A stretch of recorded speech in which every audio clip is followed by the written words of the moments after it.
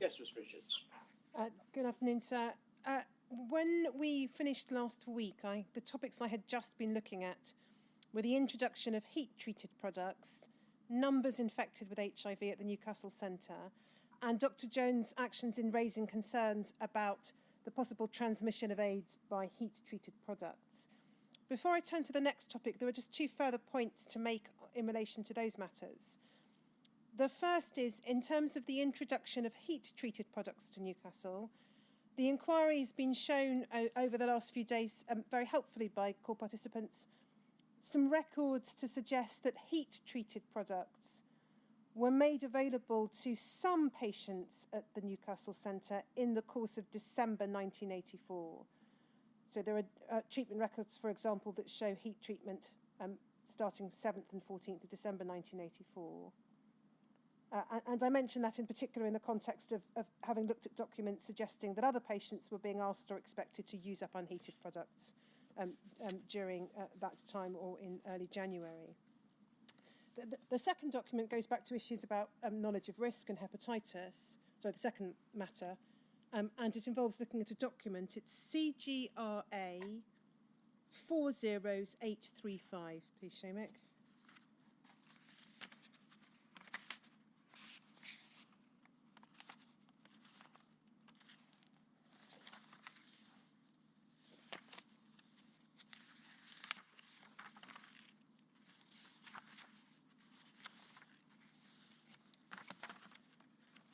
So these are extracts from a newspaper in 2001. If we could go to page 5, please.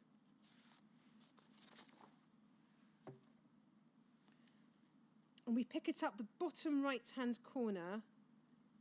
There's a picture there of Dr. Jones and a picture of Dr. David Owen. And then it says, fears grew in 1960s. So it's the very bottom right-hand corner. Doctors were warned of the risks of using imported blood as early as the 1960s, a leading, and then if we go to the next page,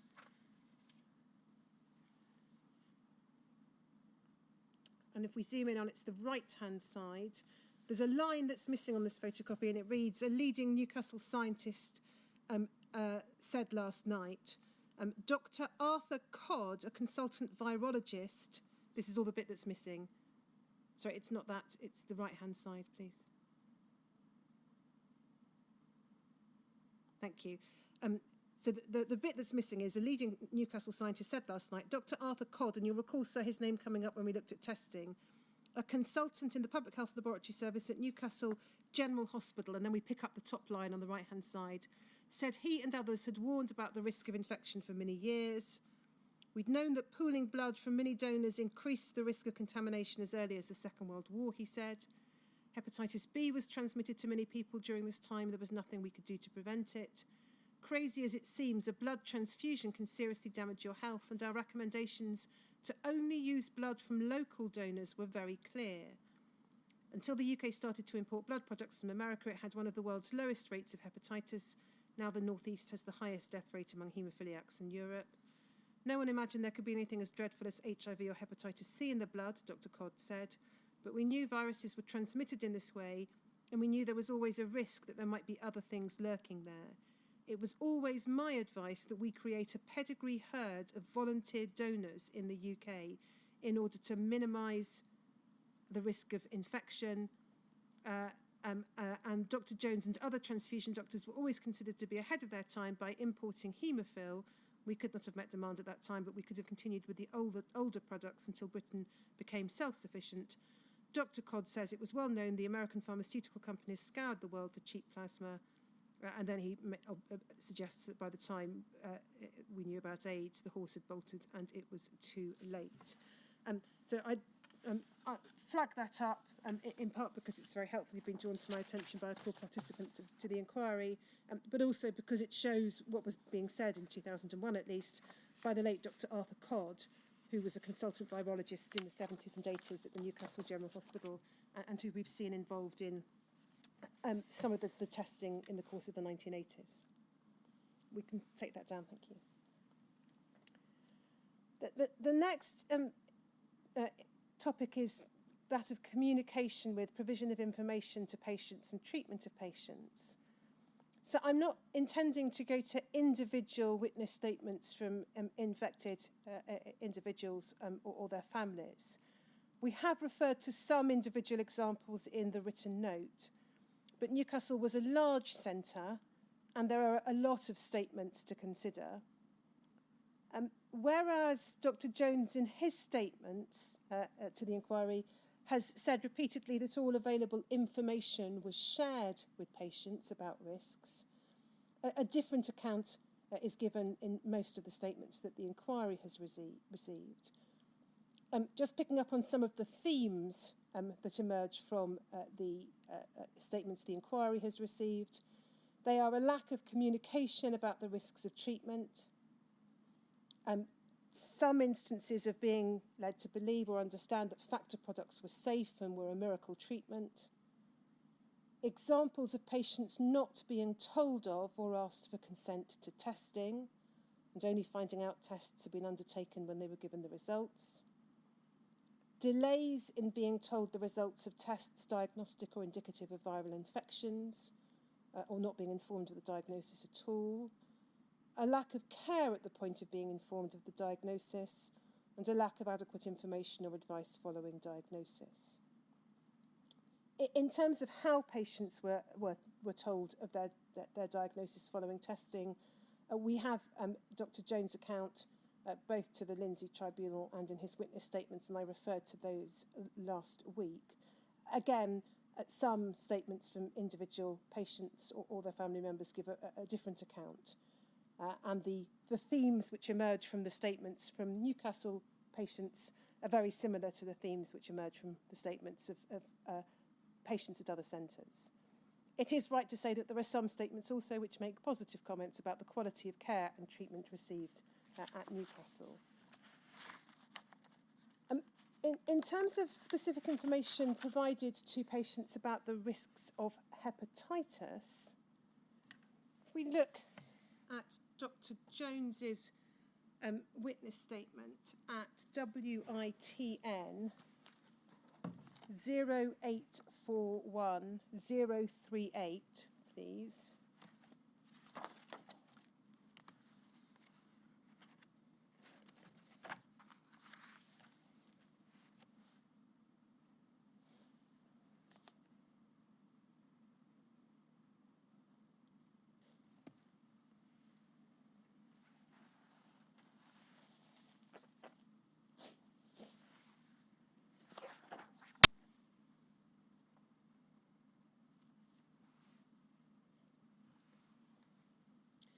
If we turn to page 54, please.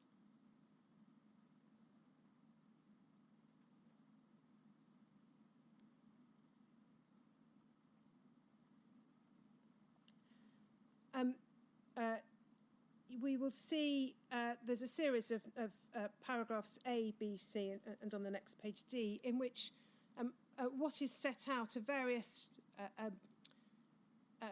written documents authored by Dr. Jones at different times. And we'll see in relation to the first, which was the spring 1976 newsletter from the Haemophilia Society. We looked at that last week, I'm not going to go back to it. But we'll see there, we extracted into the statement his assertion in his newsletter article that plasma from paid sources in America is now said to be almost as safe as that from voluntary sources. The question that was asked of Dr. Jones is, did that reflect the information you provided to your patients at the time? And his answer is yes.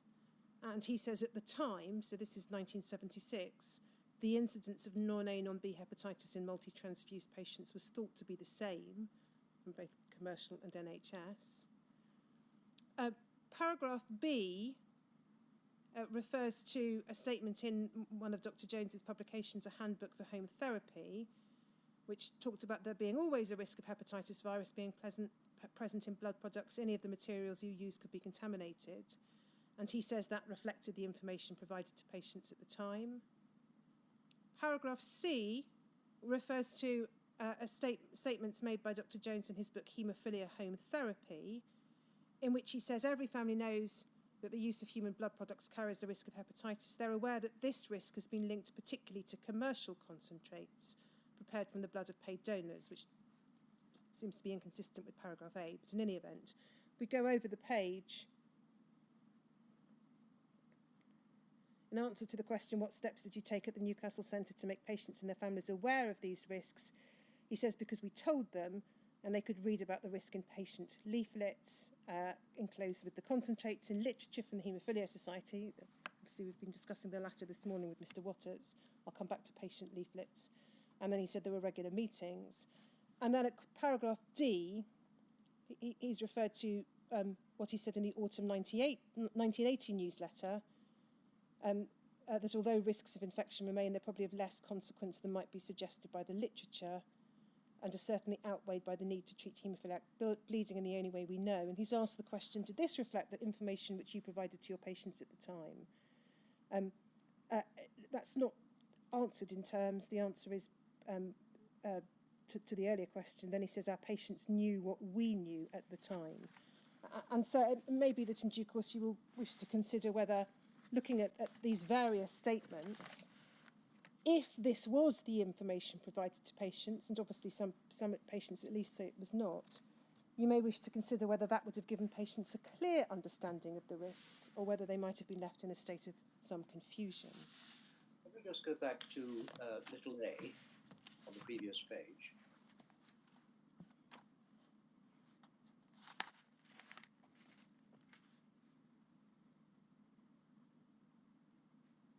So the page before that.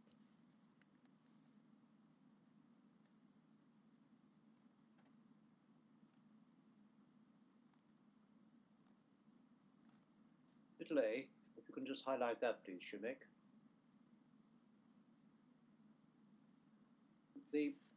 He's asked, what was your basis for the reassurance that commercial plasma was almost as safe as plasma from voluntary sources?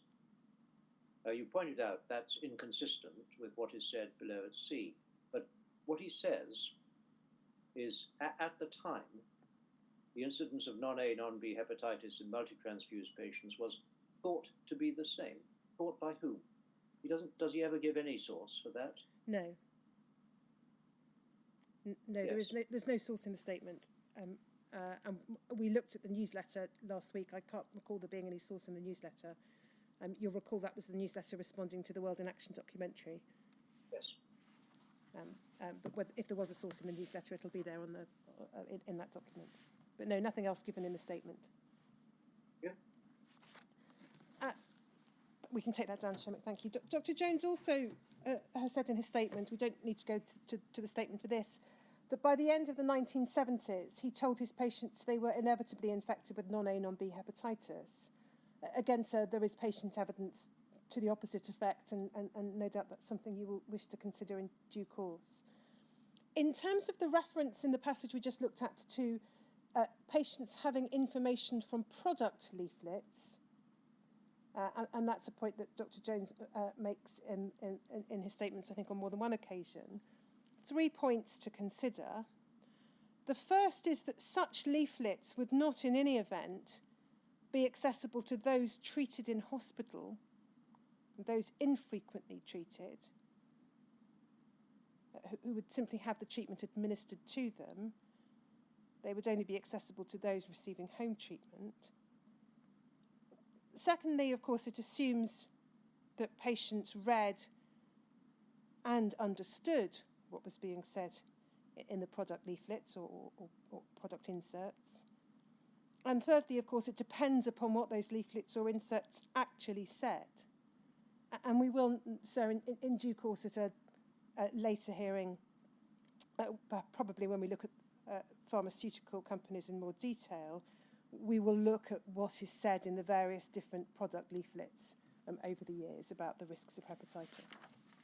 Well, I think since about 1972, at least one of the companies was putting a warning as to hepatitis, without differentiating between B, non-A, non-B, etc.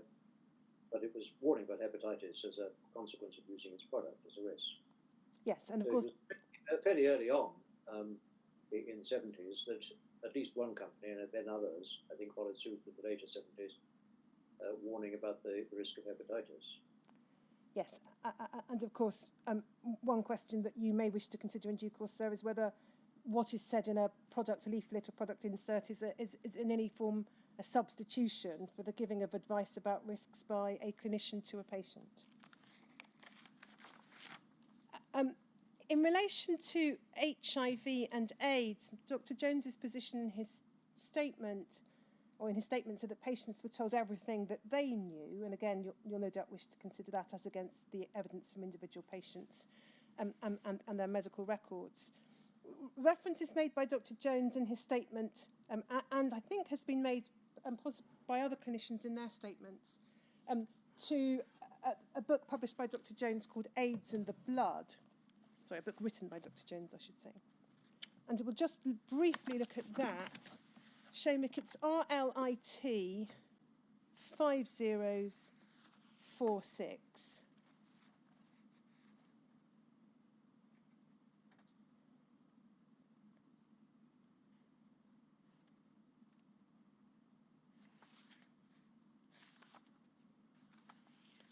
So we see there it's AIDS in the Blood, a practical guide by Dr. Peter Jones. And if we go over the page, we can see the date towards the bottom. So it's first published February 1985. So it is more concerned, as it were, with the extent of infection in haemophiliacs having begun to be understood.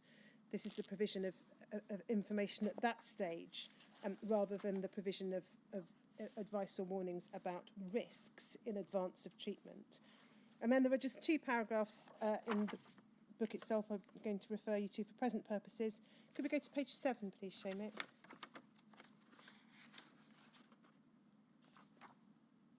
Sorry, it'll be 2 pages further on.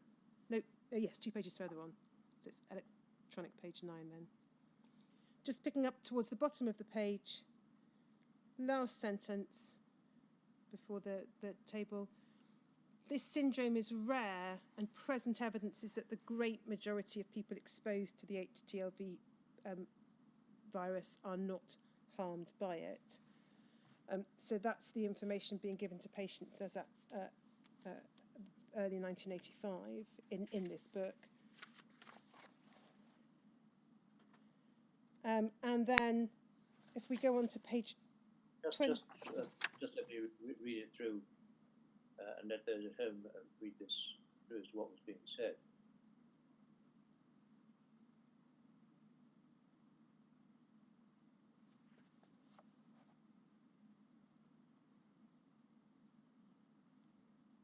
Yes, in the second paragraph there, the second sentence, estimates about how many will eventually develop AIDS vary widely.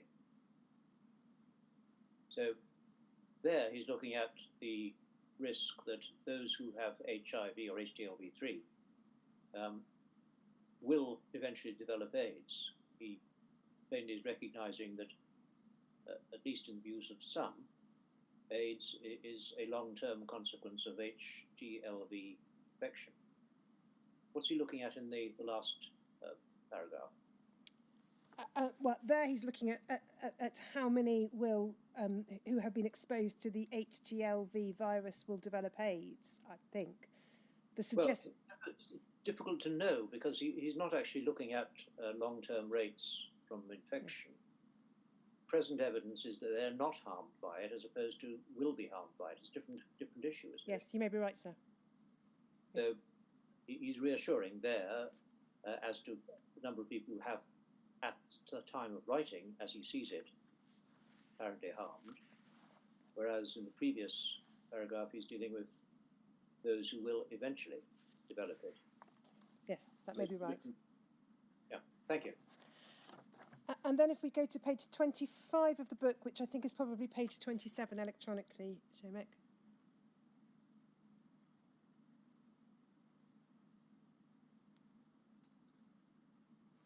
We see this is the message from Dr. Jones in the book. Should I stop my haemophilia treatment? No. bleeding causes more crippling and premature death in haemophilia than AIDS has, or is ever likely to do. Then he says in the next paragraph, when the AIDS scare started, doctors caring for haemophiliac families reassessed all forms of treatment available to them. Pausing there, so you obviously wish to consider whether that correctly reflects the evidence that you've read and heard. For a while, there was a cutback in the use of concentrates. Again, so you'll wish to consider whether you've seen evidence to support that. Naturally, some people with haemophilia were reluctant to treat themselves with what they saw as a potentially dangerous blood product. Companies in the US reported a 20% fall in blood product consumption.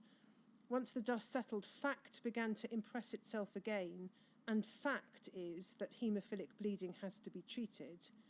However, modifications might be made both to blood products and how they're used. These are described elsewhere. And then he goes on to talk about, well, perhaps for the sake of completeness, we should go over the page.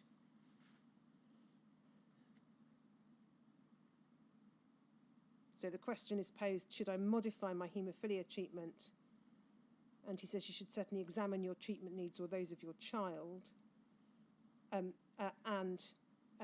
There is then the first indented paragraph talks about whether to use, how much factor concentrate is being used.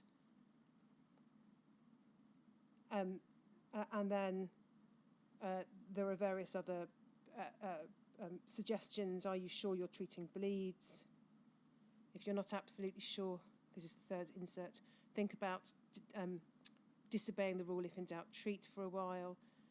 And then there's a discussion about prophylaxis and about whether you're overdoing things. And then the last is about perhaps deferring surgery. So these are all suggestions being made in this book. Again, you may wish to consider the extent to which those are options that were, as a matter of fact, or should have been implemented in centres earlier. And then there is a later discussion about heat-treated products, but I don't propose to take you to those. So that's some extracts from Dr. Jones's book, AIDS and the Blood.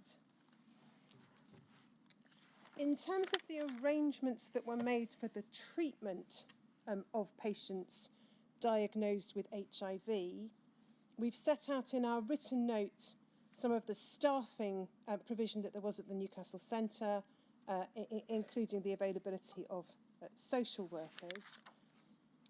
There is evidence to suggest that in or around 1987, Dr. Jones and a consultant in infectious diseases, Dr. Mike Snow at Newcastle, established some form of liaison or joint care, and that's set out in Dr. Jones's statement and also referred to in Dr. Hamilton's statement. It is clear, however, that Dr. Jones continued to be involved with the care of patients, not just for their haemophilia, but in respect of HIV and AIDS, although he records in his statement some individuals requesting their follow-up to be simply with Dr. Snow. Sister Ferns, in her statement, recalls Dr. Jones, for example, leading an AZT trial. In terms of the treatment of those who were later diagnosed as suffering from hepatitis C, Dr. Hamilton's statement records the running of a weekly clinic for haemophiliacs with HIV and with hepatitis C. And he refers in 2000, so upon Dr. Jones's retirement and not long before his own, to a joint clinic being established with a newly appointed infectious disease consultant. So I touched last week on the issue of testing for hepatitis C. There is little documentary evidence, contemporaneous documentary evidence, other than that which emerges from individual patients' medical records and is referred to in their witness statements. The closest we have to any kind of narrative account of the process for testing for hepatitis C is Dr. Jones's evidence to the Lindsay Tribunal, which we looked at last week, and so I won't go back to. But you will recall him acknowledging before the Lindsay Tribunal that there was a difference in terms of urgency, in terms of telling patients the result of their hepatitis C testing as opposed to what he said was the system for HIV testing, and that patients would be eventually told their diagnosis at the next follow-up they attended, which could be sometime into the distance. And of course, there is, I should say again, evidence from individual patients to show that hepatitis C testing at the Newcastle Centre might have taken place over quite a prolonged period of time. So there is some evidence of early testing for some patients in 1989, others have not been tested until 1994. And there's evidence of infrequently treated mild haemophiliacs, as with other centres, not being tested early or not being informed of their diagnosis properly because of a lack of follow-up. So again, similar themes from the themes we have seen in relation to a number of other centres. Turn next to the question of death certification. We've set out in our notes evidence of a decision having been made by the coroner local to the Newcastle area that there would not be a need to hold an open inquest on all age-related deaths, and it appears that the motivation there was to preserve the anonymity of the families. In terms of the practice of Dr. Hamilton and Dr. Jones, they talk in UK HCDO meetings in the early 90s of there being a good relationship with the coroner in the Newcastle area. Dr. Hamilton's quoted as saying they didn't put HIV on the death certificate but made sure that the coroner knew about it.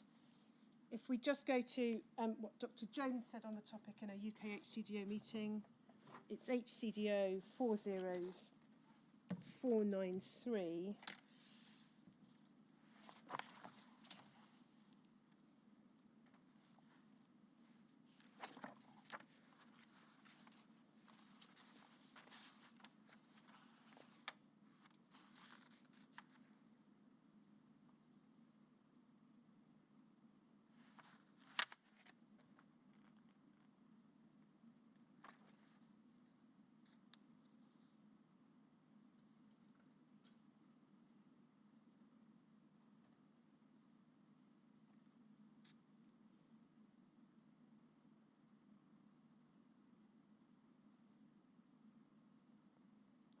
We can see it's a meeting of the 1st of October 1993, and if we go to page 6, please.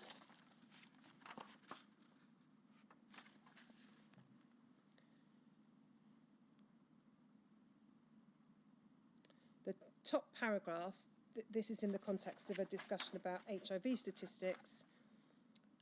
Halfway down that paragraph, so about 6 or 7 lines down, says, Dr. Jones said that he did not put AIDS, etc. on the death certificate. There was some discussion about this and about the way that directors filled in death certificates. Dr. Jones was concerned that the information used when analysing the deaths of people with haemophilia should be the information provided by doctors and not just the information as given on the death certificate. And then he's reassured it was the director's information used when compiling annual returns and other reports. But we can see there, in any event, as a matter of fact, Dr. Jones, like Dr. Hamilton, saying that the AIDS would not be put on the death certificate. In terms of medical records, Dr. Jones's statement suggests that there were medical records kept in the centre itself in the Royal Victoria Infirmary, separate to the hospital record system. And he also describes there being treatment record cards. I can't recall whether it's Dr. Jones or a document that refers to these as green cards, in addition to the medical records. And these record cards or green cards set out the patient's personal information and noted information about each treatment, and they too were kept separately to the medical records.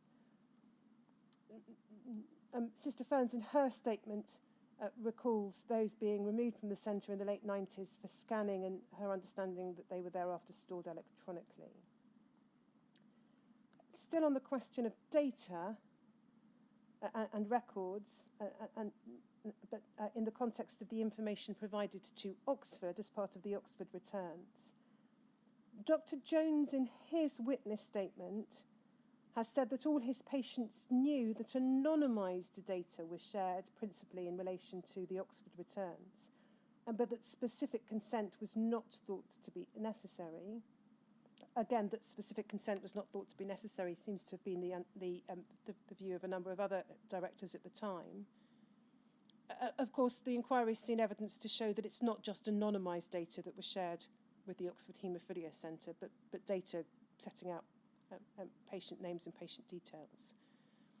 There is a reference in one of the contemporaneous documents to Dr. Jones not returning to Oxford details of patients with HIV infection. Dr. Jones, however, in his statement said that's actually incorrect and that he did supply data to Oxford, including about patients with HIV infection, but not information in relation to sexual partners.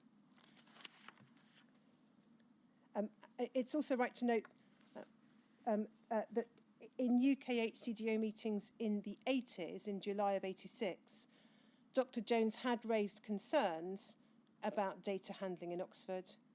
He raised at a meeting on the 2nd of July a view that patients should be asked to give informed consent to data being entered into the Oxford system, and he felt that patients had a right to know that their names and personal details were being so held. And the outcome of that particular meeting was to obtain legal advice.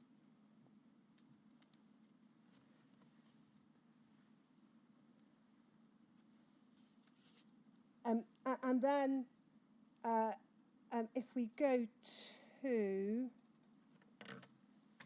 me while I check the reference, I think it's HSOC 0015334.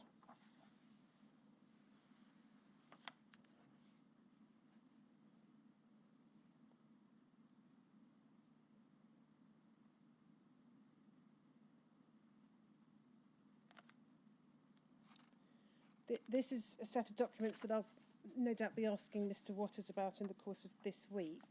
But if we go to the 3rd page, we'll see what triggers Mr. Waters' memo.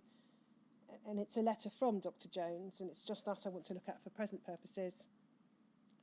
In it, and the date is 14th of October 1986, Dr. Jones sets out to the Haemophilia Society his view that it's wrong that highly personal details about HIV status and AIDS should be divulged without individual informed consent. And he expresses concern about whether that is the Haemophilia Society's position or not. As I say, I'll take up the Society's position with Mr. Waters in the course of the week, but you'll see there what Dr. Jones was identifying as his particular concern.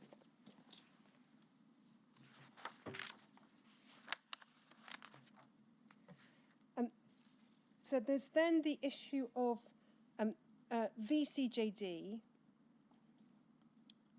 Not going to go into this in much detail because for the most part the notification process was as it were a centrally organised one with which most haemophilia centre directors complied. But it may be instructive to see what Dr. Hamilton, who was the consultant largely concerned with this, has to say in his statement. Seamus, it's WITN 4197005.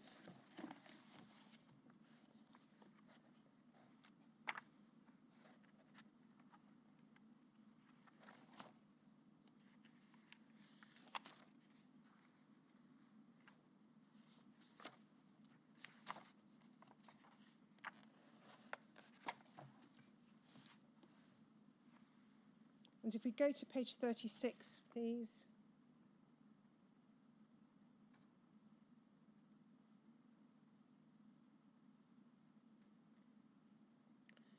We can see under the heading VCJD, Dr. Hamilton setting out how the matter was approached in the Newcastle Centre. He says he would have been made aware of VCJD potential contamination in 1997 when Sister Ferns discussed the problem with him. And then he recalls the advice from the Lothian Ethical Committee that patients should not be informed that the product had been recalled for VCJD reasons, and says this: both Sister Ferns and myself were very unhappy about this advice because it was our policy to be honest and open with our patients. I wrote to several people expressing my concerns. I'm afraid I do not now remember why the Lothian Health Board were involved at that time. And then he goes on in the next paragraph to say, in the centre, against our better judgment, we followed the advice issued, which was to be economical with the truth in telling the patients why the product was being recalled, from which I infer it was to follow the advice of the Lothian Ethical Committee and not to tell patients the reason for the recall.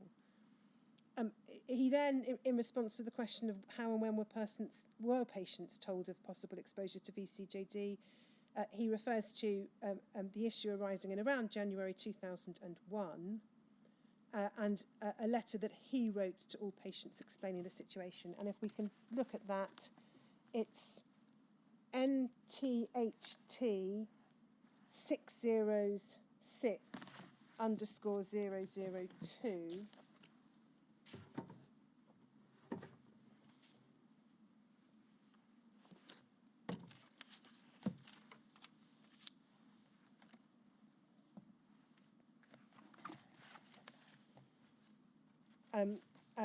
And we can see it's dated the 22nd of January 2001. It refers to, so it's I think a round robin to patients. You may have received a letter from the Hemophilia Society. It refers to the information the Hemophilia Centre directors have received. Fourth paragraph, no reports of any cases of VCJD in haemophiliacs or in other patients receiving blood transfusions or blood products. And then over the page, we can see the approach that was taken. So he says, as we've been provided with the batch numbers of these products, individual patients who've received treatment with these have been identified. This letter is being sent to all patients, irrespective of whether they received the currently implicated batches, so you're aware of this occurrence, and as there is the possibility of further notifications in the future. Some may wish to know whether they/their child have received one of these batches, while others may choose not to know this information at this time, as the risk is theoretical and there's no test available at the moment to confirm if VCJD can be transmitted in these circumstances. You are asked to think which approach you would prefer to adopt. For patients who have received any of these batches, the information will be recorded in their hospital notes in case it may be important for their care in the future. And then he talks about the risk from beef. And then the last paragraph, an offer to ring Sister Ferns or have an appointment with Dr. Hamilton. So we can see from that the choice being given to the patient as to whether to be informed if they'd received one of the identified batches.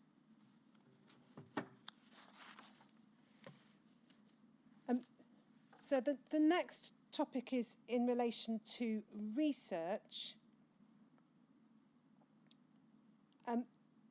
We've set out in the note information available to the inquiry about research in which Dr. Jones was involved.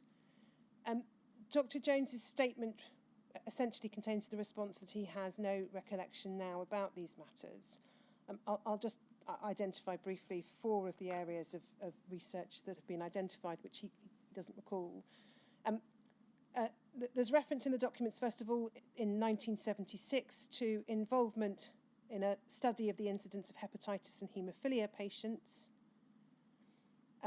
in collaboration with Trelaws. Dr. Jones doesn't recall involvement in that now. There's then reference in 1980 to the establishment of a trial of prophylaxis therapy at both Trelaws and Newcastle. Dr. Jones is unable to recall involvement in that now. Thirdly, there's a study with Trelaws on the claim that high potency factor 8 had a longer in vivo half-life than other materials. Again, Dr. Jones has been unable to recall any involvement in that. And then in 1984, there's an investigation of the incidence of hepatitis in haemophiliacs, particularly those with mild or moderate haemophilia following an infusion of coate. And the document suggests that Dr. Jones was to be a trial coordinator in relation to that. In particular, in relation to the involvement of Trelaws or the undertaking of research in coordination with Trelaws, we'll be looking at that later in later hearings when we look in more detail at the position of Trelaws and set out what research we understand to have been undertaken there. So we may well come back to that issue and to Dr. Jones' involvement in that regard at a later stage.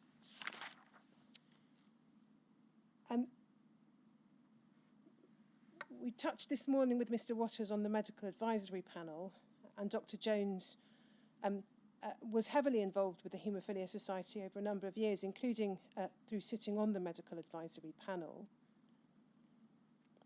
There is a reference in the Haemophilia Society materials to Dr. Jones having made a special plea for inclusion when the medical advisory panel was being restructured in the early 1990s.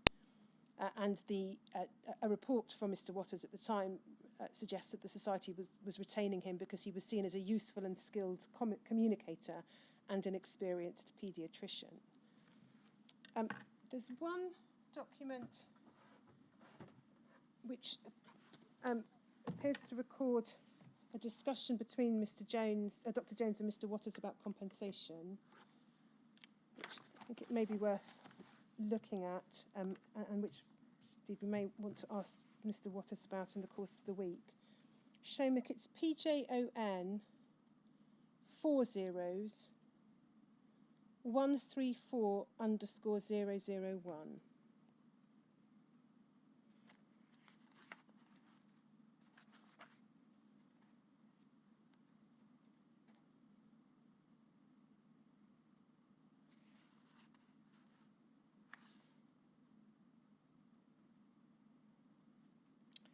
We'll see, it reads, meeting with David Waters, 13/6/89.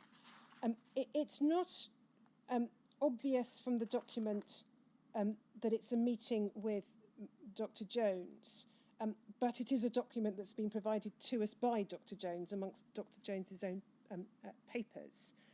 And we know also that Dr. Jones was involved with the Haemophilia Society's campaign for compensation in the latter part of the 80s. So the assumption that we've made is that this is a note of a conversation between, or a meeting between Mr. Waters and Dr. Jones. I'm going to read it out because if it's an interesting document in its own right, but no doubt Mr. Waters may be able to assist us in due course this week as to whether this records a meeting that he had with Dr. Jones or someone else. So it says this: everything points to some central government secret, possibly in the late 70s, early 80s, involving members of the cabinet. The solicitors acting on behalf of the haemophiliacs are going for disclosure of government records assumed to be within the Committee on Safety of Medicines, in the hope that they will embarrass government to give an out-of-court settlement. This may be along the lines of the vaccination damage bill, which would only result in between £20,000 to £40,000 per head. Remarks made by David suggest that present members of the Cabinet are vulnerable, and because of this I suspect that the information will not lie within the Committee on Safety of Medicines.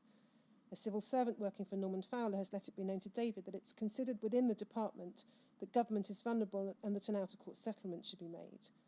A similar message was given to us at the meeting at the Ministry by Tony Newton, who was at pains to avoid any connection between contamination of blood supplies and decisions taken by him in the past. We know that the decision for the £10 million payout was taken directly by Mrs Thatcher on the afternoon that a question was raised in the House at the beginning of the campaign. We suspect that the Scottish Blood Transfusion Service was primed with foreign plasma in order to become self-sufficient, and there's been a recent reference to this which I must find. If this is true, then the scenario could be that secretly government bought foreign plasma from plasma brokers or possibly directly from industry, and that there may be a link here to the development of AIDS in third world countries. The reasoning could be that it was cheaper to buy the raw product than the finished product using the facility which was not running to capacity. It would have had to be Scotland because Elstree did not have the capability for processing large amounts of plasma at this time. We're not on the same page. There we are. No. Thank you. This scenario would explain why Scotland became self-sufficient despite not appearing to have enough donors and is no longer self-sufficient. It would also explain why the publicity at the beginning of the AIDS epidemic in Britain was deliberately shifted on higher authority from Glasgow to Newcastle. And that again supports the inference that this is a document produced by Dr. Jones. But I'm afraid we only received this after his statement had been received, so we haven't had an opportunity to ask him. Peter Bottomley has made initial moves towards David Waters with regard to further financial help for haemophiliacs, but David thinks more probably initial feelers from central government prior to being vulnerable in the run-up to the next election. The planned Haemophilia Society campaign, which will use Newcastle in the same way as the last campaign, will probably start in the autumn and will be directed at the front bench and not to run as a public campaign. On no account must it be made a party political issue. As far as colleagues are concerned, they should be aware that the Haemophilia Society wishes to help affected families achieve a financial settlement which makes them individually responsible for their own financial affairs, i.e. not having to go to charity for every grant, which the Society feels is putting off a lot of people from seeking help in the first place. Their aim is exactly the same as the solicitors, and that is to seek out-of-court settlement from government which would not involve doctors and individual centres. The Society are acutely aware of problems which may arise with the doctor-patient relationship and are going to use this in any future dealings with the Department of Health as one of the points in their campaign. So, as I say, I'll ask Mr. Waters about that in the course of the week, but it appears at first blush to be possibly be a document setting out the outcome of a meeting between Mr. Waters and Dr. Jones, and to include the latter's reflections. It's right to note that Dr. Jones, in his witness statement, has provided more information about his involvement with the Haemophilia Society and campaigning for compensation.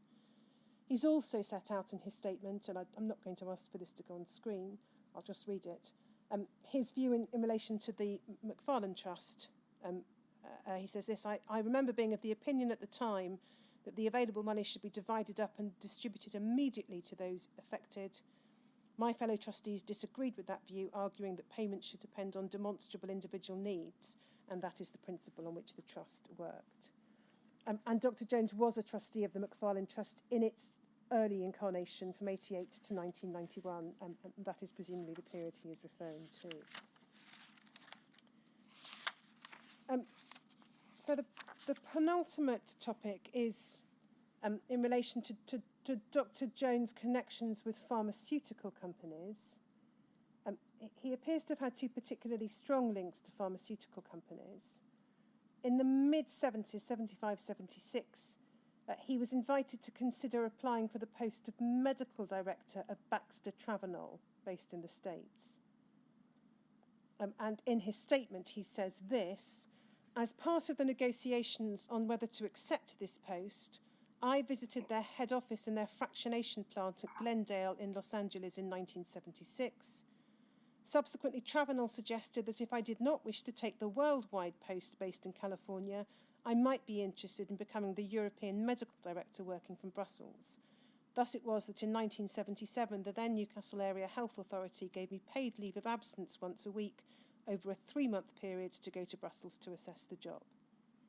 I think I said that was in his statement. That's in his personal record document that I referred to last week. There is a reference in contemporaneous documents to other haemophilia centre directors being concerned about a possible conflict of interest. If we go to... Sorry, Shumik. PJON 5050_001.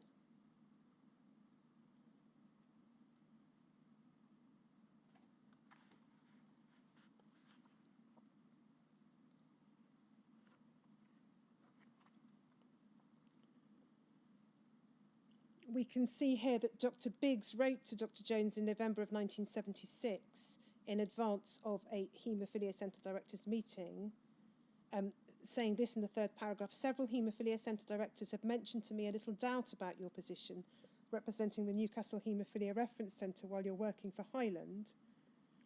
The situation is a delicate and difficult one, since everyone recognises the very major contributions that you've made to haemophilia treatments both in the Newcastle region and in the United Kingdom as a whole. I think that we all feel that we could certainly not do without your presence at the Haemophilia Centre Directors meetings, both as representing Newcastle and in your own capacity as an expert. On the other hand, topics such as the supply of Factor 8 are rather confidential, as are the discussions that go on about the NHS supply of Factor 8. I wonder if you'd like to consider the parliamentary procedure of declaring an interest and possibly withdrawing from the meeting when items such as 5 on the enclosed draft agenda are discussed, and item 5 over the page on the agenda was supply of Factor 8 and purchase of commercial Factor 8. Dr. Jones's response is at PJON 5051_001.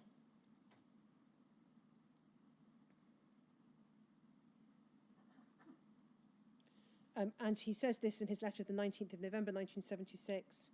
In the second line, I understand exactly the position. Indeed, this is why I've gone out of my way to make it known to everybody concerned, that I am at present acting as a consultant to Highland. I would, however, like to make it absolutely clear that I'm not concerned with the sales of this organisation, but purely with a consultancy on medical matters.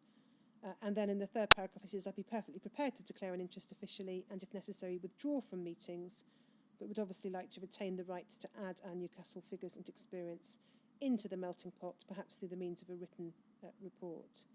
I could always argue that not a little of research and travel conducted by our colleagues is sponsored by commercial firms. The job is anyway only on a temporary basis for a trial period of 6 months to see how a part-time consultancy will work out. I certainly don't want to go full-time, but nor at present do I really want to lose financial and other advantages which are becoming apparent. It may be I'll be thrown out at the end of February, but I would like to continue to have my cake and eat it if possible. And then, I should just perhaps read the next paragraph. Initially very antagonistic but curious, I have been very impressed with the things I've seen in the commercial company and really cannot understand why we don't make more use of their expertise. And if we then go to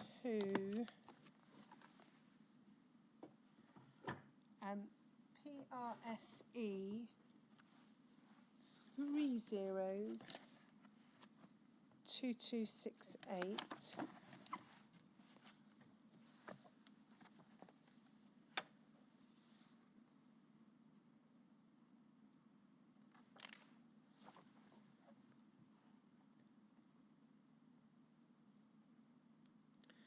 We can see that these are minutes of the Haemophilia Centre Directors meeting on the 13th of January 1977, which is the next meeting. If we go to page 10, please, Shomik.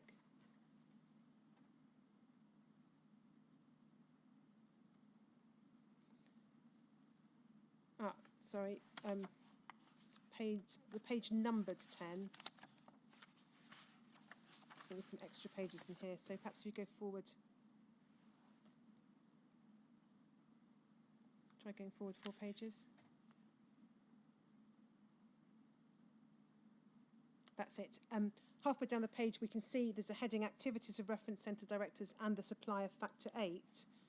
And then if we look towards the bottom of the page, there's Dr. Holman comments that directors had for years said they wanted concentrate instead of cryo. Was it true the DHSS were making no provision for expansion? And then Dr. Jones declared his interest, as set out in the correspondence with Dr. Biggs. Dr. Jones declared his interest in this item as he was a paid consultant to Highland Laboratories until the end of February, top of the next page, 1977, and he volunteered to withdraw from the meeting while the question of supplies were being discussed. It was agreed that he could stay. So, contrary to the concern that had been expressed, it appears that he stayed and participated in the meeting, although he declared his interest through his work. The second involvement that we know Dr. Jones had was in 1979 when he was employed as a consultant by Revlon Healthcare Group. He puts it this way in his draft personal record.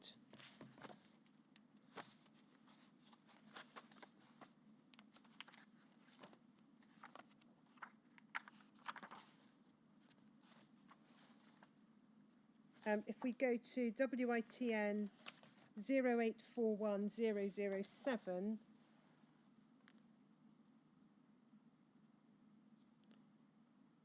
there's no underscore, no, so WITN 0841007.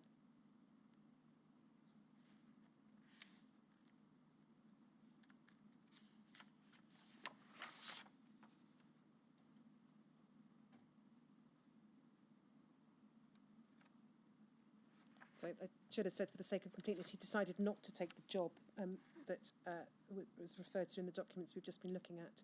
If we go to page 28, please.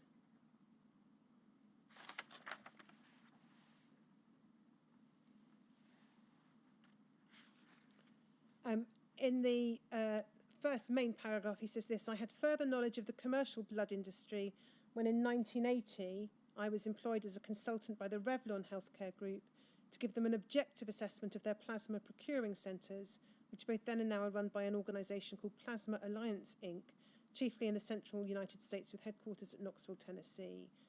The report to that company was confidential and I have no copy, but my general conclusion was that the centres were extremely well run. The standard was certainly not in accord with the more usual public image of Skid Row donations in the densely populated conurbations of east and west seaboards of the United States.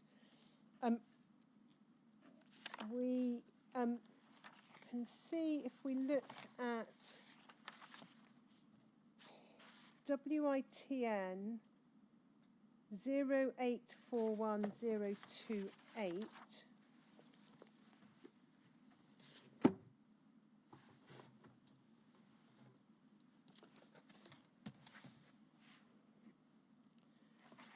an account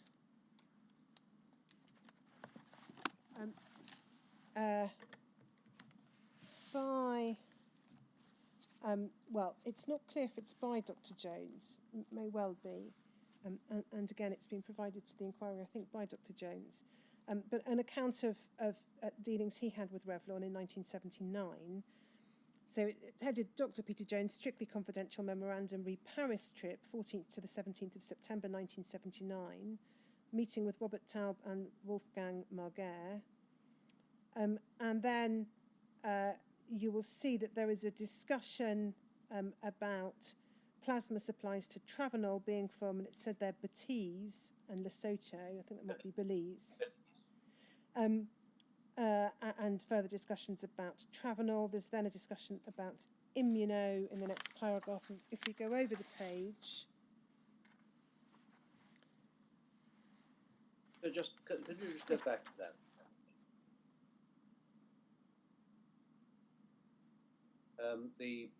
Just the middle paragraph, the Immuno. So the Immuno are making two products. One made from plasma bought from the States, and one said to be made in Europe, which in fact contains plasma bought from the States. So Immuno were marketing, it would appear, a factor product which was more expensive because it was said to be made in Europe. Seems to be what is being said here in the course of this meeting, yes. So in 1979, they thought there was a trading advantage reflected in the price, in demonstrating that they were producing a lower risk product. Yes. And the implication might be that, as far as they were concerned, that they thought the risk of hepatitis was not simply so mild that it could be ignored and might not have a justify a price differential. That may well be an inference that you'd be entitled to draw. Would it not? Yes. Yes, thank you. If I should say that there are also in the previous paragraph which talks about Travenol, there's reference to what's said to be a intention that Travenol will gradually withdraw from the fractionation business, and a reference to the cow having been milked dry. If we go over the page then, the meeting turns, or the note turns, to the organisation of the Revlon Healthcare Group, and it said the headquarters of ARMA are in Phoenix, Arizona, and there's then a discussion about the company. If we look towards the bottom of the page, we can see that the person recording this, which, as I say, appears it may have been Peter Jones, on Monday the 17th of September 1979, in session with Marguer and Taub, the following points, in addition to those already mentioned, emerged. And then there's reference to a new Highland product. There's criticisms being expressed of the management of plasma sales from ARMA with regard to the UK. And then if we go over the page,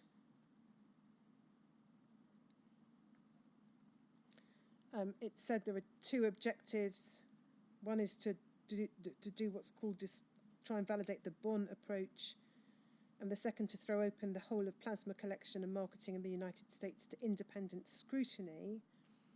And then we can see it says, in order to achieve these two objectives, and later hazily sketched ideas to develop a major commitment to funding national and international meetings, symposia, and research and development in the clinical sector, it was proposed that PJ, said Dr. Jones, became a consultant with direct access to Marguerite and Torb and with authority to approach any physician or scientist he wished in order to set up programmes. Then there's a discussion of the political situation in Germany. PJ agreed he would be willing to participate in a scientific study of the new Factor VIII product being introduced by ARMA in conjunction with the doctors in Bonn. And then there's a further discussion about that. It's suggesting it might be a step towards achieving access to the Bonn Centre. It was stated that if PJ were acceptable to Bonn and the approach would be cautious and through Torb, it was hoped that should the approach both with home therapy and antibodies be validated or invalidated by the data, that PJ would help to present it, as Bonn lacked anyone of sufficient calibre in this field. And then it says, with regard to the second objective, it was suggested that within the coming weeks a gradual dialogue be established between PJ and Revlon Healthcare, and that this should culminate in a visit to the facilities in the United States. It was stated that PJ could invite anybody from the scientific field, Arthur Bloom in particular being mentioned, to accompany him on this trip, the purpose of which would be to validate the company claims of collection and fractionation independence. It was also mentioned Revlon presently put 9% of their profits into research. Over the page, PJ stated that he would go along with the project with the provisos that it was fully understood that there were no strings attached, that he remained in Newcastle, and that any commitment made by either the company or himself was known to his colleagues. This was agreed. He suggested that it was of primary importance that in order to back up claims for the new clean Factor VIII product being launched by ARMA, that efforts be directed into looking at possible long-term side effects of intensive transfusion therapy. In the first instance, PJ suggested that extensive animal experiments be conducted by ARMA, this suggestion being received with acclaim. It was, however, suggested that the first evidence of morbidity would be likely to be in Bonn, where the highest doses over a period of time had been used. It was realised that this was another way of approaching the Bonn problem. Then there were some further points about the new product. And then conclusion, no finance is discussed, apart from statement of full financial support for studies conducted through PJ with complete expenses and reimbursement for person's time. And then in capital letters and speech marks, we intend to utilise your brain. There was indeed a visit by Dr. Jones to facilities in the United States. And if we go to I can't find the report.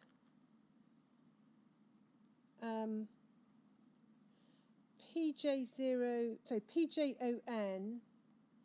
5040_001, please.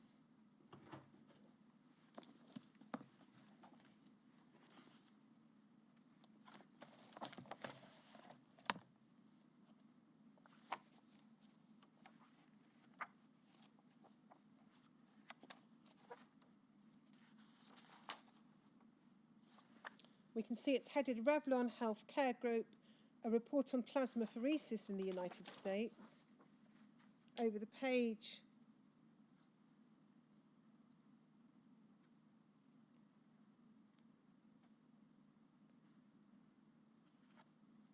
it's reported as being confidential to Mr. Marguerite, the Vice President, Biological Products, Revlon Healthcare Group.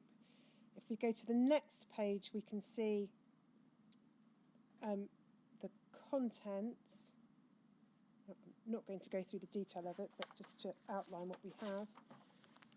If we go over the page,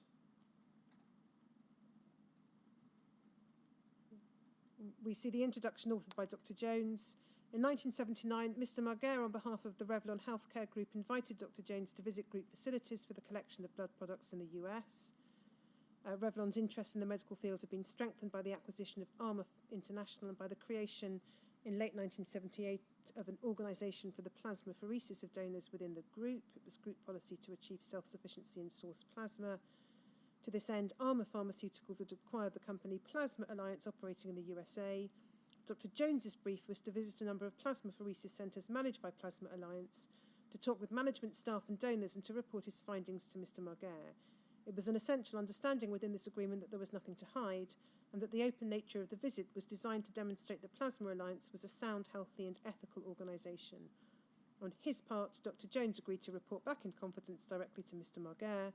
It is the purpose of this report to set out the results of the United States visit, and we can see it's dated by Dr. Jones, June 1980. If we go to the next page, we can see the programme of visits, so carried out in February and March, early March of 1980 to various centres.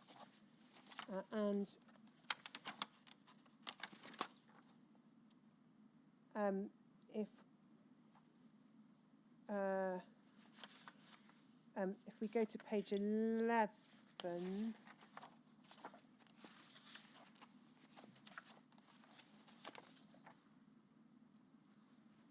sorry, Shema, can we go on 3 pages? It's page 11 using the numbered pages.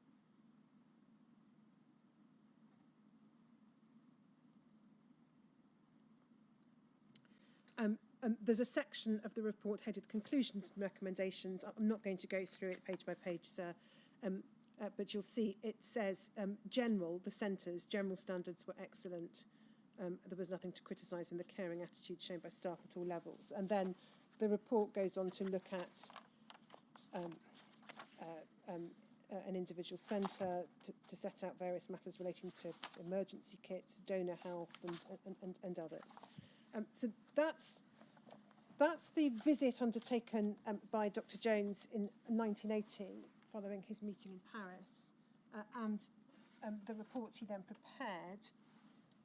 His report was used as the basis for a publication called Plasma Perspectives in 1981, and the reference for that, Shomik, is ARMO 40229.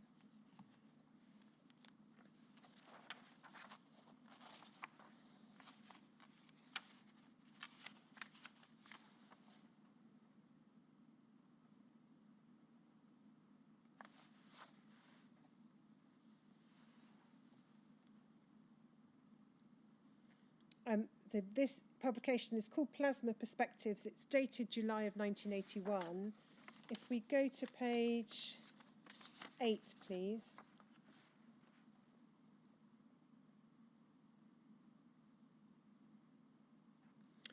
The article at the top of the page says, "Armour follow nothing to hide policy," and it says this: "To allay the emotive and unsubstantiated allegations which have been made in connection with the supply of blood derivatives from commercial sources, Armour opened its doors to Dr. Peter Jones, director of the Haemophilia Centre at Newcastle. Dr. Jones's brief was to visit a number of Armour plasmapheresis centres, to talk with management staff and donors, and to report his findings. It was an essential understanding within this agreement that there was nothing to hide, and that the open nature of the visit would allow Dr. Jones to report fully on all aspects of the organisation. In general, he found a quotation marks a first-class organisation with a sound commitment to quality control, and that, again, a quote, the recommendations made at the end of this report are made in the light of this overall judgment. The recommendations made mainly concern the health and welfare of staff working in the centres and, of course, the donors, and included, and then there are 3 matters set out. And then it said the recommendations made by Dr. Jones have been implemented wherever possible in order to maintain the highest standards throughout the Plasma Alliance group. The publication of Dr. Jones's comments on what he saw follows his own recommendation counted in the following terms. The bad image associated with procedures involving paid donors has not been helped in any way by secrecy. The organisation managed by Revlon Healthcare and Plasma Alliance Inc. is, in my opinion, of so high a standard that it lends itself to a more open attitude. I strongly recommend that consideration be given to more exposure within the bounds of necessary industrial security." I should add that Dr. Jones in his statement has said he was unaware that his confidential report would be used in promotional material. So in the written note, we've referred to a possible visit to a Highland facility in Lessines in Belgium, suggesting that was a visit made in a report produced by Dr. Jones. Dr. Jones in his statement says although he had a copy of that report and I think referred to it or produced it with his personal draft record, it's not a visit he made, and on further investigation that appears to be correct. So our note is wrong to suggest that that was a visit undertaken by Dr. Jones or a report prepared by Dr. Jones. There is a document that Dr. Jones has provided to the inquiry which suggests further contact with Robert Taub, who was the name you'll have seen from the Paris visit in 1979. There's what appears to be the record of a telephone conversation in April of 1985, which, amongst other matters, records use by Travanol of plasmapheresis centres outside the US, including in Lesotho, and records the actions of other pharmaceutical companies outside of the US. We've given the reference to that in our note. I'm not going to go to it now. It is not clear from the document if it's a record of a telephone call between Mr. Taub and Dr. Jones, or a record of a call between Mr. Taub and somebody else. It's certainly consistent with it being authored by Dr. Jones, but it's not clear on the face of the document. But it is a document provided to us by Dr. Jones. In terms of other interactions with pharmaceutical companies, I think there's just one other document to refer you to for present purposes. It's CGRA 40607.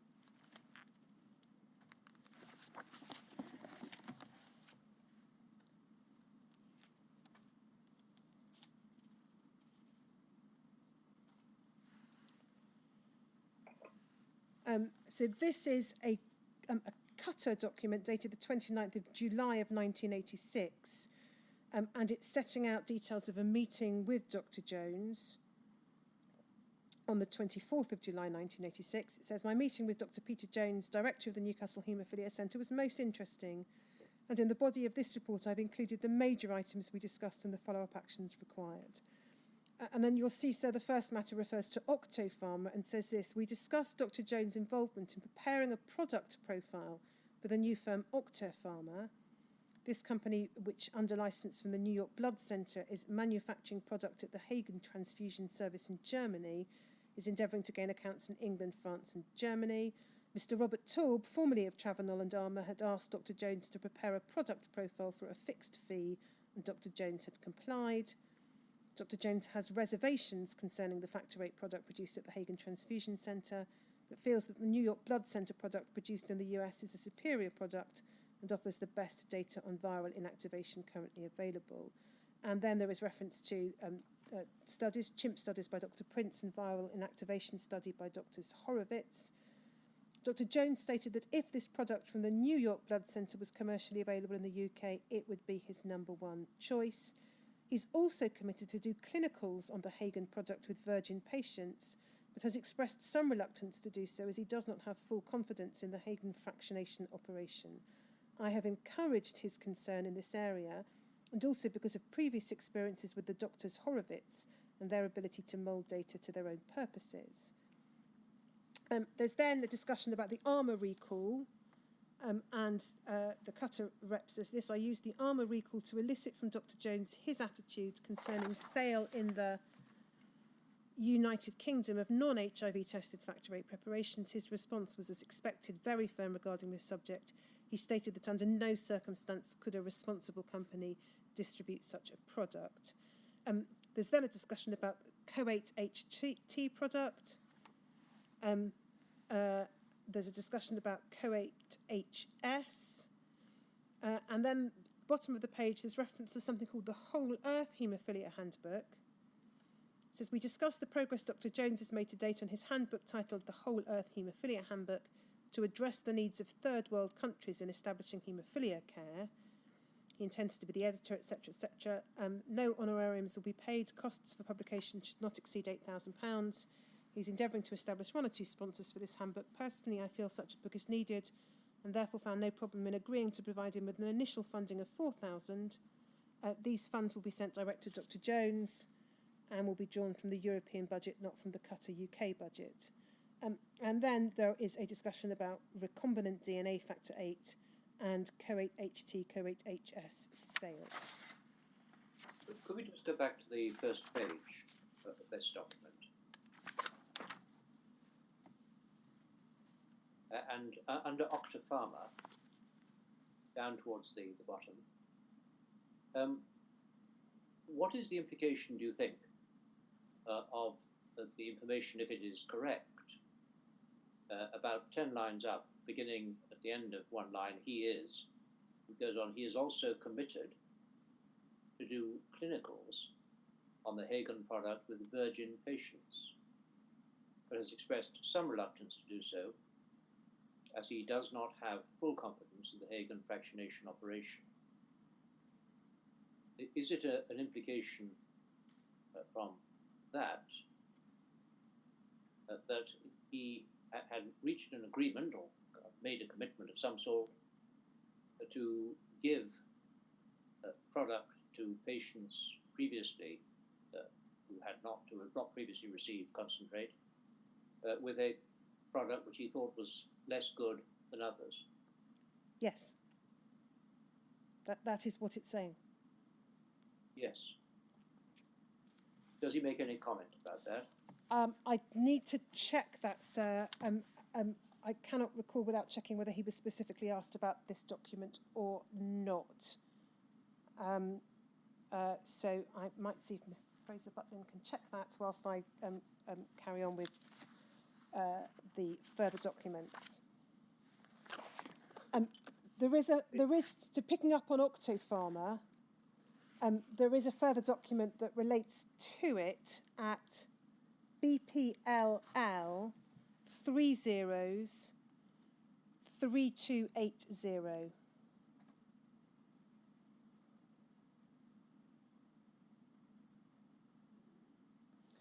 This is a letter from Dr. Smith, the Chief Project Scientist at the Plasma Fractionation Laboratory, to Dr. Robinson, Consultant Haematologist at the Regional Transfusion Centre in Leeds. And he says this: thank you for passing on Peter Jones' protocol for clinical trial of NYBC's, I anticipate that's New York Blood Centre, or Octopharma's SD factor 8. I do not know when it was written, but several points are positively misleading or untrue today. Peter attended Dr. Savage's international workshop on haemophilia care in London on the 18th and 19th of April and has no excuse to maintain these errors in future. And then Dr. Smith goes on to talk about 8Y, which obviously Dr. Smith was closely involved with, and it says this: 8Y is available to Newcastle Haemophilia Centre, and unlike other products heated at 60 degrees for 30 hours, has not been shown to transmit non-A, non-B hepatitis, and emphatically not HIV. Approximately 800 patients are solely on 8Y or 9A, and there have been no seroconversions, even though some of the batches used were made before HIV screening was standard. And then he, in the following two paragraphs, provides his comments on two further aspects of the draft protocol. And then he says this: NYBC SD8 has been subjected to non-A, non-B hepatitis trial in the US, France, and Brazil. The data are of uneven quality, and fewer than 15 patients have been accrued in the US study at the last report. The in vitro and chimp work is beyond reproach, but Peter Jones should feel embarrassed by his flimsy grounds for concluding that he has no safe alternative. His proposed trial does not meet all ISTH recommendations, and he will be participating in this trial knowing that a rather safe national product is the subject of a well-publicised and impeccably designed clinical trial in the hands of two of the most experienced HCDs in the UK. Your Scarborough haematologist might like to know what he's lending his patients and support to. So that's Dr. Smith's firm views being expressed in that letter about the Octopharma clinical trial protocol. So there's one further document I want to refer to, but before doing so, I'm just going to check and see if we have anything from Dr. Jones in his statement about those documents.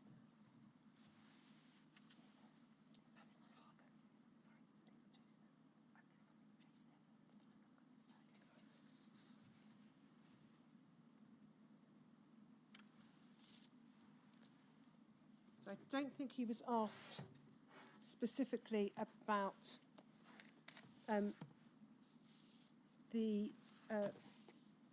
some of the matters set out in the first document. He was asked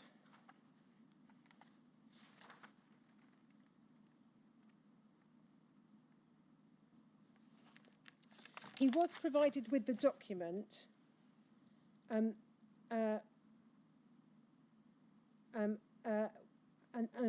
his attention was drawn to the reference to the product profile and to the funding for the Whole Earth Haemophilia Handbook, and was asked to give details of the work undertaken and the payment received. He says in his statement, no recall, I'm afraid. The whole Earth book never materialised. No payment was received. So he wasn't specifically asked the question you've posed, sir, but he was given the document and said he had no recall. He was provided with the Jim Smith's letter, the 21st of April 1988, to Dr. Robinson. He says he doesn't have a copy of the protocol referred to, and it's the first criticism he's seen of it, so he can't comment, and he doesn't remember receiving any payment for that work. It's right to note, of course, that Dr. Smith's letter was not sent to Dr. Jones. What he doesn't remember is the World Handbook, or is it the No, whole, he was also asked. He was also asked. Sorry, sir. It's if we put it up on screen, it might be slightly easier. WITN 0841038.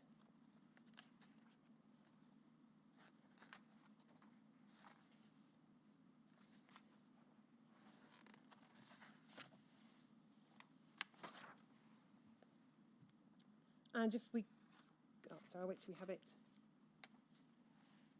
We go to page 76.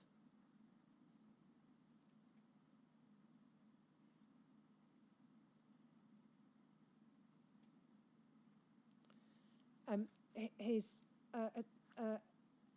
attention is drawn to, and he was provided with a copy of the Cutter document, and his attention is drawn to the fact that he prepared a product profile for the firm Octopharma, and then the second point is about the handbook, and it says, in relation to each, please give details of the work undertaken and the payment received, and he says no recall, so again, no recall, I'm afraid. So he was asked about his work in putting together a product profile, but not the more detailed question that you've posed, sir.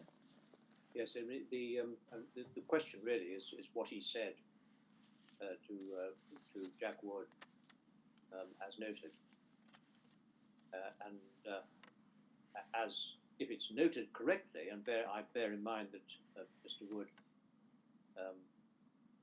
may well have had an interest in promoting his own product, then there will be a clear admission of some form of conflict of interest. At least it would be up to that inference. Yes. But fortunately, Dr. Jones is in no position to deal with that or answer it, so I'll have to just make my own mind up about it. Yes, thank you very much. The last matter I want to deal with is to draw out some of Dr. Jones's own words in a radio programme he participated in called The Reunion. Seamus, it's MDIA 5088.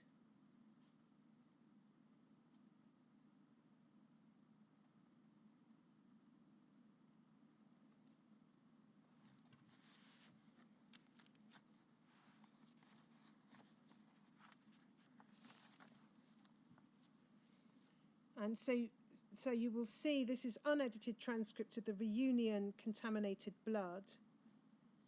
And there's a note from the producer to say the Reunion's a Radio 4 discussion programme that brings together a group of people who were all closely involved in an event from recent history to share their memories. And we can see the participants from the bottom of the page. And we can see they included Mr. Waters, but they included Dr. Peter Jones. They included Colette Wintle, from whom the inquiry has obviously heard. Janet Johnson, whose son Graham contracted AIDS and died aged 15, and a patient referred to as John, who had been infected with AIDS and HCV as a teenager. If we go, first of all, please, Seamus, to page 13.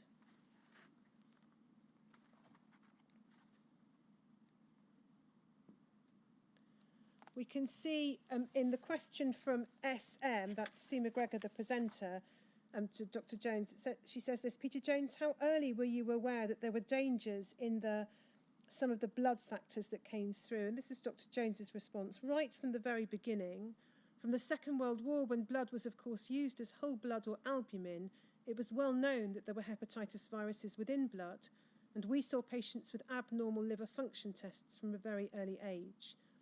And then he talks about an answer that John had given and says this, but if I could add one thing, the jump which John has described was from cryoprecipitate to concentrate, and the great thing that did was to allow home therapy, so families could treat their children at home instead of having to go into hospital. If we go over the page, please.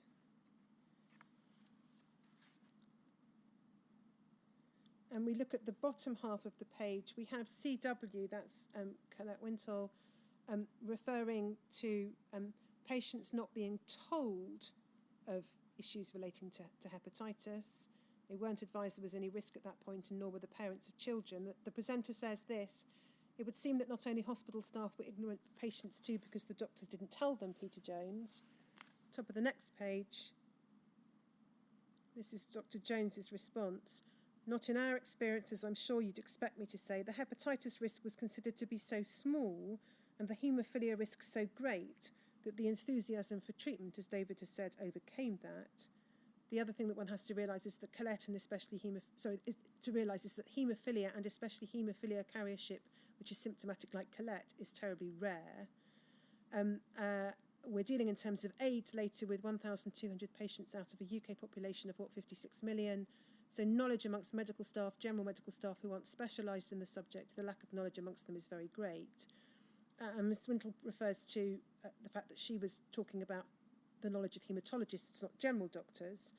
And if we go further down the page, Dr. Jones says this: they should have known, as in haematologists, and you should have been warned.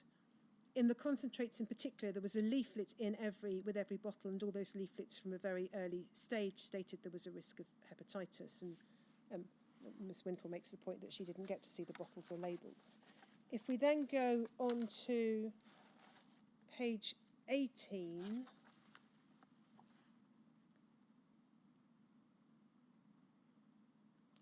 and we look in the top half of the page at Sue McGregor's observation. She says this: we should at this stage, perhaps Peter Jones, make it clear that the way blood was donated in the US and in the UK was completely different. In the US, you were paid to give blood, and in this country, it's all done by volunteers. This proved eventually to become very significant. Answer from Dr. Jones: it was very significant indeed. We know perfectly well historically that donors who are altruistic, as in the United Kingdom, will very rarely carry the sort of viruses that somebody who's being paid in the United States, and as you heard from the World in Action clip earlier, these are some of them drug addicts, alcoholics, Skid Row donors, making the only money they can out of giving their blood. That's where the viruses come in, and then, as John has said, the blood has to be pooled, the plasma has to be pooled in order to produce enough factor VIII. So yes, there is a great difference between the two. So pausing there, you may no doubt wish to contrast that with Dr. Jones' own comments in the Northumbrian branch of the Haemophilia Society's spring 1976 newsletter, when he commented to rather different effect on the World in Action programme. If we go over the page to page 2 pages, please, to page 20.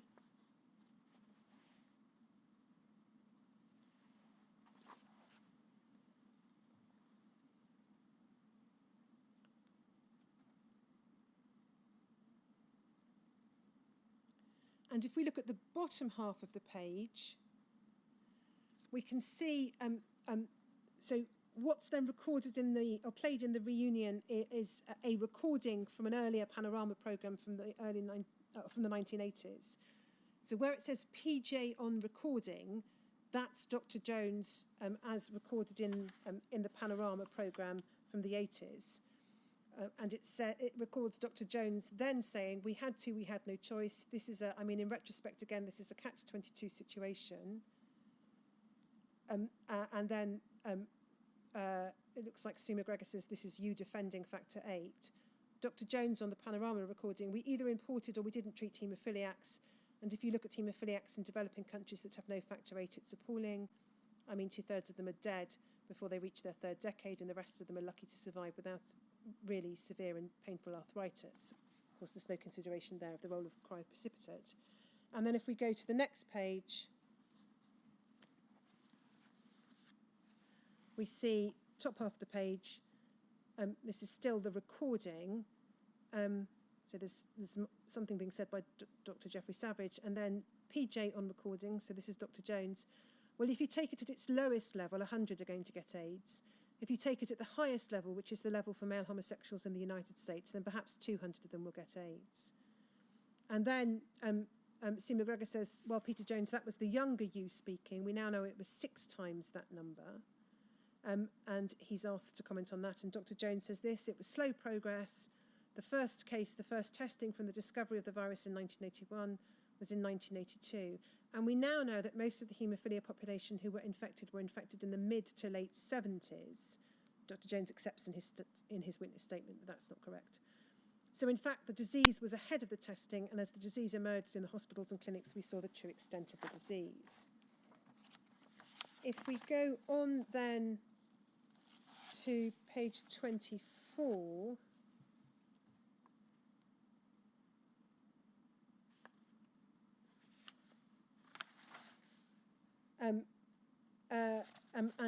I should say the context for this is the other participants, including Ms. Wintle, having talked about the importance of patients knowing if there was a risk. And then Dr. Jones says this: it's easy to talk in retrospect with respect to Colette. We did advise all our patients, and we did have informed consent. And I have the book where the nurses rigorously recorded the names of the patients and the date that they gave their consent for the testing. And we followed up those patients, the children, every 3 months and the adults every 6 months, and they were always tested for liver function. So everybody, patients and staff, knew the status of the liver function, which reflected the hepatitis virus. So I should say we've asked about this book, and it appears it's no longer in existence or available. And then if we go on to page 44, please, Shomik.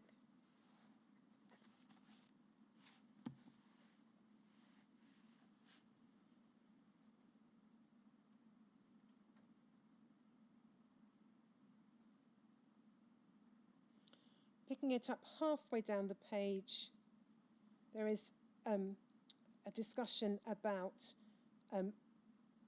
publicity regarding the spread of AIDS in the 1980s. Sue McGregor says it doesn't sound as if there was very good publicity about this at the time. Dr. Jones, it was lousy from the point of view of the Department of Health. We likened them to hermit crabs. They'd come out and show themselves when they had something to say, and then they disappeared back into their shells. And then he refers to the AIDS conference organised in Newcastle in 1986 by Dr. Jones, and talks about the scale of media intrusion. And he says this: I used to take between 40 and 50 phone calls a night at the height of this from newspapers, particularly in the United Kingdom. If we go on then to page 53,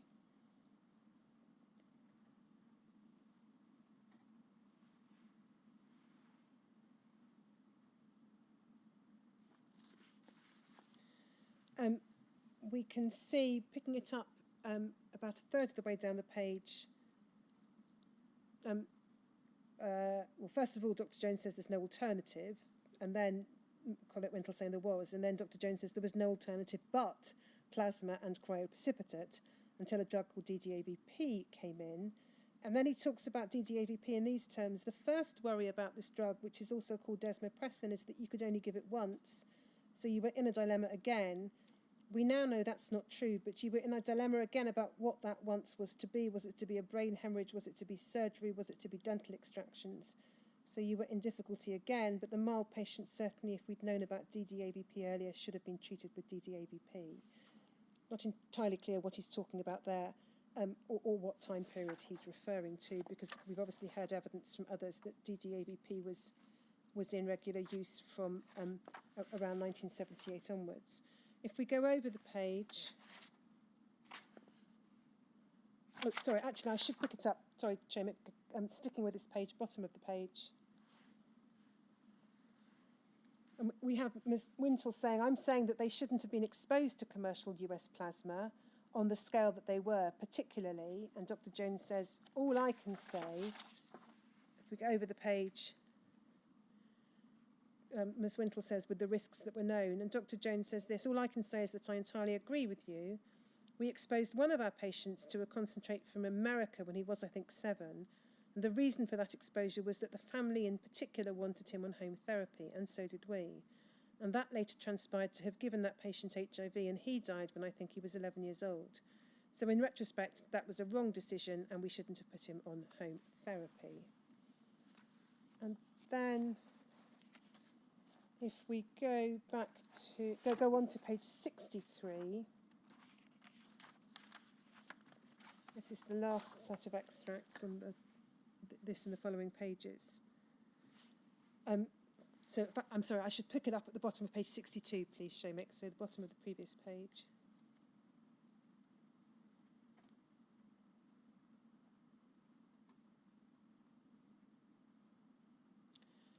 We can see that there is a long or relatively long statement by Ms. Winfall, and then Sue McGregor at the bottom of the page says, Peter Jones, do you accept that criticism of doctors? Dr. Jones says, no, I don't, no. Sue McGregor says, of actually people being given, it was not inadvertent, people knew that the blood plasma was infected. Top of the next page, Dr. Jones says this, that's totally wrong. I've been through 2 years while I was working. I retired 16 years ago, of litigation against the health authority with the lawyers, and then I worked for a while with the Irish Hemophilia Society and their litigation against the Irish government. And then more recently, we've been through 3 more years with the General Medical Council of being accused of all sorts of malpractice in the care of our patients. None of these things have been found in the way that Coletta suggested. None of them have turned up, like the inquiry in Scotland, anything to suggest negligence, and I can't stress that more.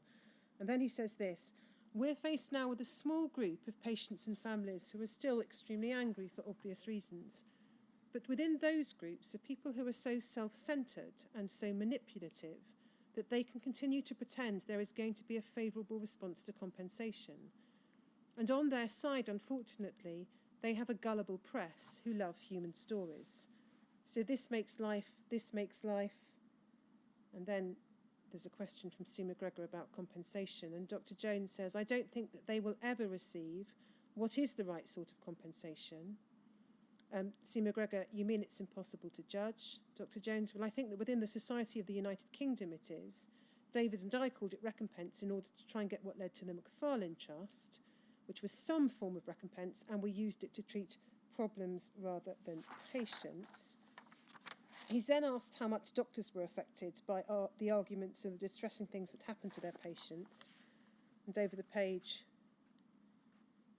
he says at the top, very badly, there are rumours of suicides, there's certainly depression, my nursing staff very badly affected, and the reason we've come through it is because we work as teams and support each other and we've got strong families.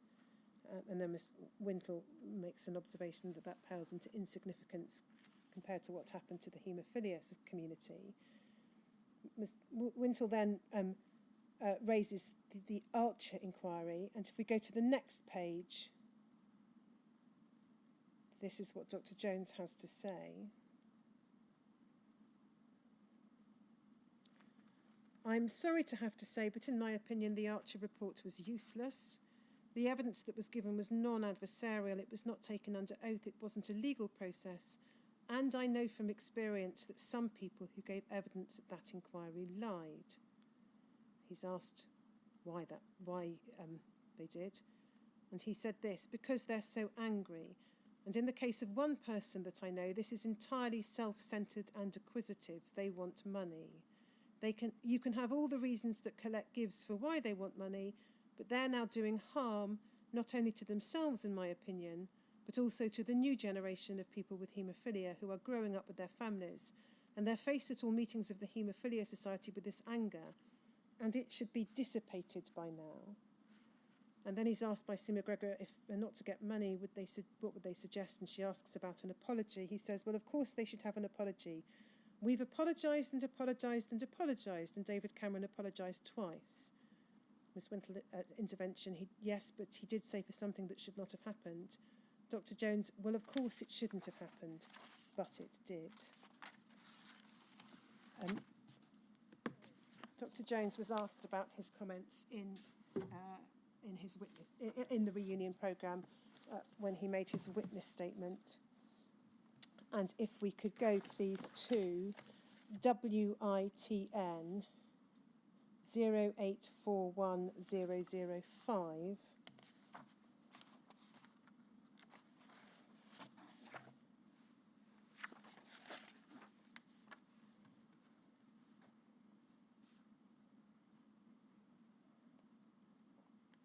And if we go to page 49, please.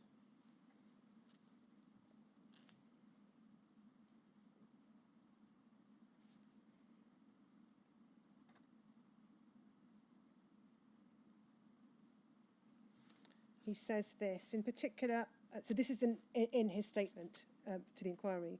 I do not accept the criticism of doctors, especially with regard to the counselling of patients and their families into informed consent.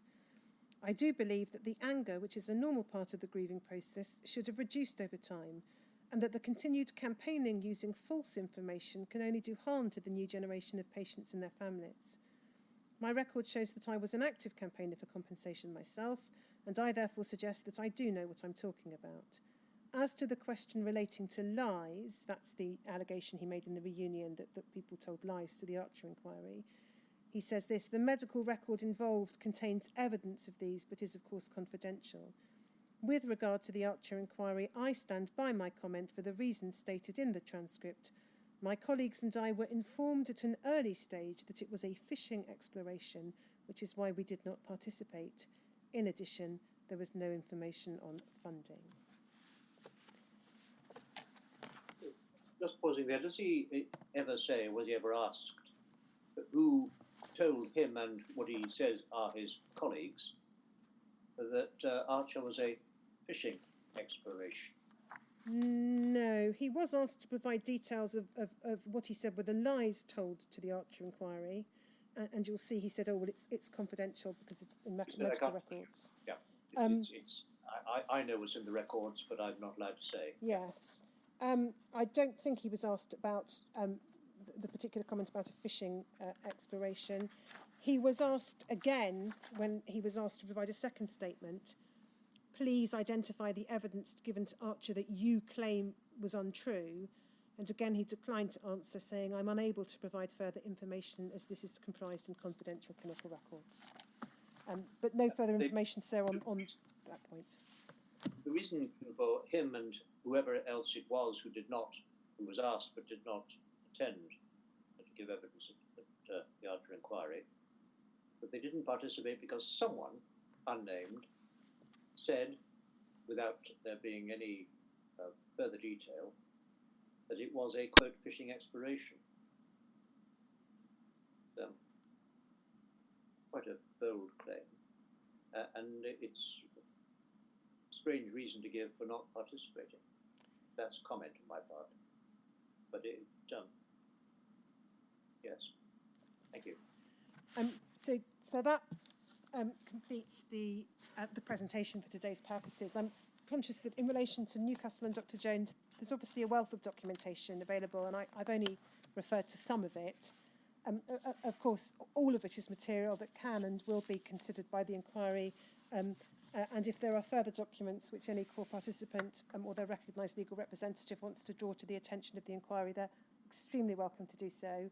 And no doubt in due course there'll be opportunities for submissions to be made about the centre and the clinicians in question. Could you just do one thing for me before you wrap this up entirely? I just want to go back to AIDS in the blood, RLIT 5046.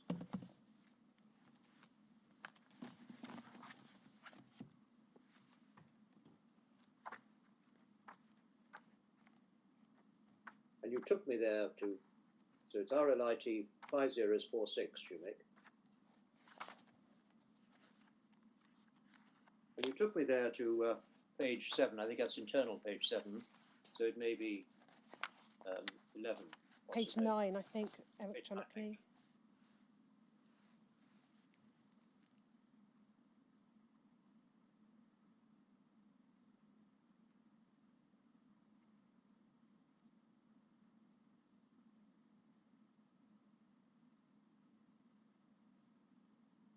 And can we just look at what he says the present position there is at the bottom of the page?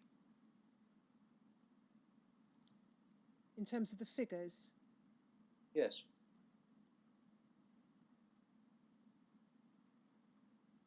And that stage, he is recording 3 haemophiliacs, but this published in February 85, first time. Yes, and it's certainly referred to, presumably in unpublished form, in documents from 1984. I think there's a discussion about whether sending copies of it to members will be funded by or facilitated by the Haemophilia Society. So it would almost certainly have been written, I think, in 1984. So it's plainly written in the year before there was the testing in Newcastle. And in Newcastle, am I right in remembering that you told me there were out of 99 tests done, I think, on the more serious, the more severe Hemophilia A patients, there were 76. Yes, I think that's right. We've also got the figures for those infected who were mild or moderate, but yes. That tells us how many positive tests there were, but it doesn't tell us how many actual cases of AIDS there were amongst them. No, of course that wasn't known at the time of testing.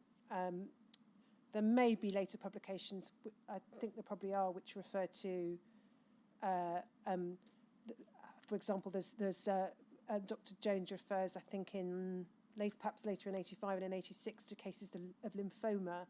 You'll recall he wanted to know why it seemed that a number of the patients in Newcastle seemed to be in a worse position than elsewhere. So a very substantially larger number than the kind of figures given here of the Newcastle patients. Condition deteriorated and developed AIDS. But there's nothing said even in the foreword to this book about. To this book, I think I'd have to check the whole book. I think in Yes. order to give an accurate answer to that. Well, perhaps you could Certainly. let me know in due course on that. I can look myself, and perhaps so can others. But it'll be a question of forming a view as to whether it merited some form of updating even before publication, given the dramatic change that had been at the end of 1984. Yes. Yes, thank you very much. That's all that I wanted to ask. So we resume with the continued evidence of Mr. Waters tomorrow at 10 a.m. Yes. Just before we part, those who have an interest in the trusts and schemes should know that I believe that on the website today, the timetable for the 4 weeks during which we will be hearing evidence on trusts and schemes, beginning on Tuesday the 23rd of February, that's been published today. Yeah, I think it was published yesterday, in fact, sir. Published yesterday. So anyone who wishes to know what is happening with the trusts and schemes, they will see that the details are there. Thank you very much. 10 o'clock tomorrow. Thank you, sir.